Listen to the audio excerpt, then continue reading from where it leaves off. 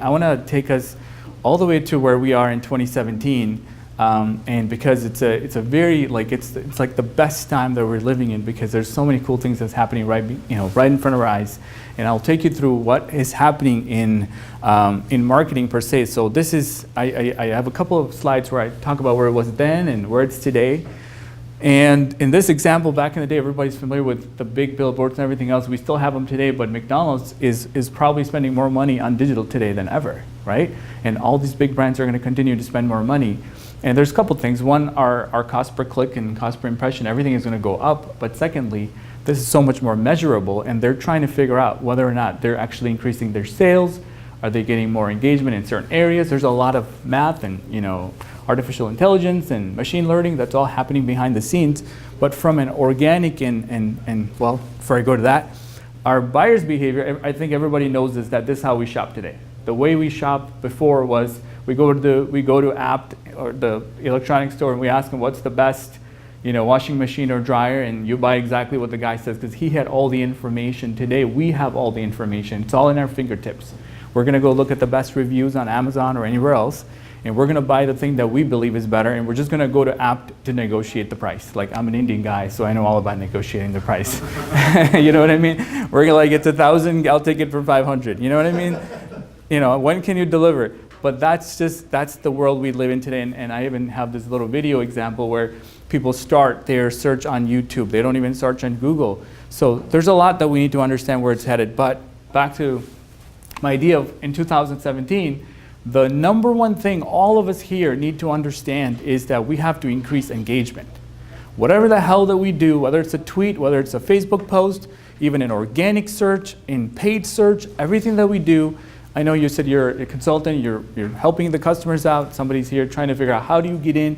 I think it's really driving home what is that you do for that specific audience who's a mom or a dad that's looking for books for their kids, right? And so if you can figure that out, and I think the problem is that we're kind of still in the old world, just put out a bunch of message, we hope that somebody's going to stick, and then we're going to get a 0.0001% return on our money, and that's going to make it all worthwhile. That's not how it works, because we're in the machine learning age. And that means that Google's got control on what's sticking, and they're going to pay, the people clicking on it is the vote, not what we think it's going to stick. All right? So with that said, everything is artificial intelligence. I'll give you some examples. So the way that this is Facebook on this side, and I have Google AdWords, and I can't fit the organic search. Everybody familiar with paid versus organic? Everybody. I just want to make sure. Yes? So you pay on the top, organic. Now, we'll talk about paid in a minute, but CTR or click-through rate is the thing that we live and die by. That means that how much of this stuff is getting engagement. So everybody familiar with engagement?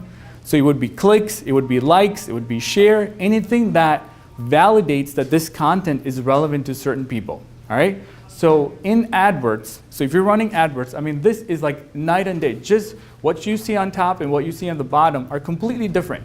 They have complete different process in how you get there, complete different algorithm, and completely different process in getting it. So in AdWords, there is a quality score measurement. It's very old. Everybody familiar with that or heard of it? So in quality score, even before how organic algorithms changing, there's always been an emphasis on click-through rate.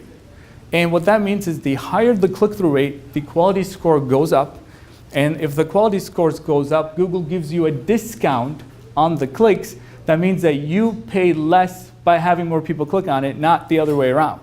So if hypothetically your cost per click is $10 and you have really good click-through rate, you're going to be paying $4 or $5 or $6, where your competitors are paying $10. So if we can focus on that in an AdWords campaign, I'm sure some of you are going to run AdWords campaign or are currently running AdWords campaign. You might be doing retargeting campaigns. Look at that metric. That's in AdWords. So in organic,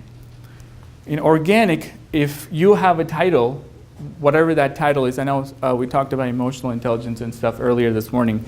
If you can make the title of your page extremely, and I say this from a marketing perspective, like clickbaity. If you can get them to click because it has emotional attachments to it, try this, or in 2007, here's 150 plus tips. Here are 10 things that you need to do to XYZ. Do you get it?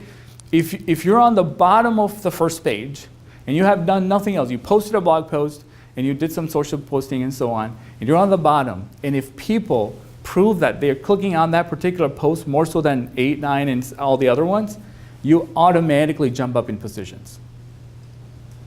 And I know, and I come from an SEO background where we were thinking about backlinks and how do I promote this particular piece, and building internal links, and today we're like, write the best goddamn title you can write, and how do you get people to click on that? Because you're not competing for that. That's what we're competing for.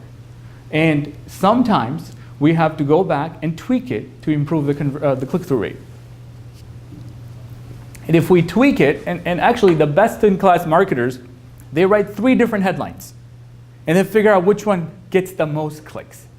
I know most of us, I mean myself included, I only have time for one. But they do, because this is so darn critical, right? So in Facebook, similarly, and everybody knows that over time, I know we were here last week, there was another session. The last 4 or 5 years, stock of Facebook gone up and the organic reach has gone down, right? Because Facebook just doesn't care. You can't possibly post everybody's stuff in our newsfeed, so the stuff that actually shows up is the stuff that gets viewed and liked and everything else. All the engagement metrics is what makes it go up.